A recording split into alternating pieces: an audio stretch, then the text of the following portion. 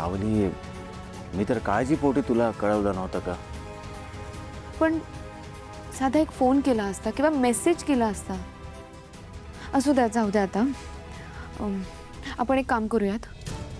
उद्याच्या उद्या तुम्ही सारंगला भेटायला त्यांच्या घरी या. म्हणजे तुम्ही सगळ्यांसमोर आलात तर कोणाला संशय येणार नाही. ठीक आहे, तू म्हणतेस तसं. मी उद्याच सारंगला भेटायला त्याच्या घरी येतो. थँक्यू. तुम्ही हात धुवून घ्या, मी जेवायला वाटते.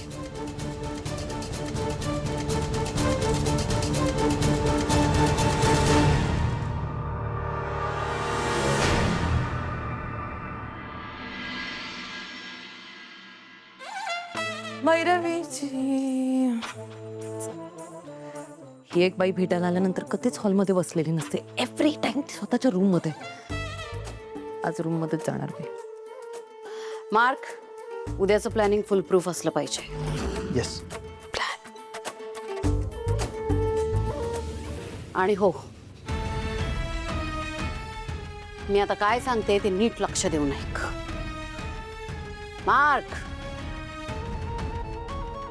उद्या कुठल्याही परिस्थितीत त्या डॉक्टरने सारंगला ते इंजेक्शन द्यायलाच हवंय. सॉरी टू से मॅम, पण एकदा विचार करा. हे इंजेक्शन खूप डेंजरस आहे. हे इंजेक्शन दिल्यानंतर जर सारंगला काही झालं तर या मॅटरची चौकशी तुमच्यापर्यंत येऊ शकते आणि आपण केलेला प्लॅन आपल्याच अंगाशी येऊ शकतो. Mark, tell me one thing. Y I am your boss? कारण मला तुझ्यापेक्षा जास्त अक्कल आहे. Got it? Yes ma'am. उद्या कुठल्याही परिस्थितीत डॉक्टरनी सारंगला इंजेक्शन देणं जरुरी आहे. आणि हे सगळं आपल्या अंगाशी कसं येणार नाही याचा विचार मी ऑलरेडी केलाय.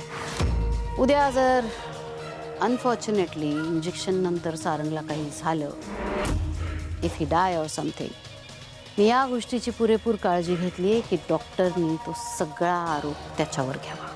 ओके मॅम, तुम्ही सांगताय तसं करू. डॉक्टरचं मी बघतो. पण बाकीच्या गोष्टींचं काय? उद्या जर त्या डॉक्टरने सारंगला इंजेक्शन द्यायला नकार दिला तर एक काम करायचं. त्या डॉक्टरची मुलगी आहे सेंट जोसेफ हायस्कूलमध्ये. तिला तिथून उचलायचं आणि आपल्या MIDCच्या गोडाऊनमध्ये डांबून ठेवायचं. Got it? ओके. समजा जर डॉक्टरने आपल्याशी काही दगाफटका करण्याचा प्रयत्न केला किंवा त्याने तो आळ त्याच्यावर घ्यावा यासाठी नकार दिला तर काय करायचंय ते तुला चांगलं माहिती आहे. ओके मॅम, सगळं प्लॅनप्रमाणे होईल. गुड. भैरवीचं डोकं फिरलंय का? सारंगला कायमचं मारून टाकण्याचा प्लॅन केलाय नाही. आता उद्या जर खरोखरच सारंग मेला तर माझा आतापर्यंतचा प्लॅन एकाच झटक्यात फ्लॉप होईल. माझ्या हातात काहीच उरणार नाही. त्या संकटातून बाहेर पडावंच लागणार आहे मला, नाहीतर या बाईच्या नादात माझा गेम होईल. काहीतरी करून मला या भैरवीचा प्लॅन थांबवायलाच हवा.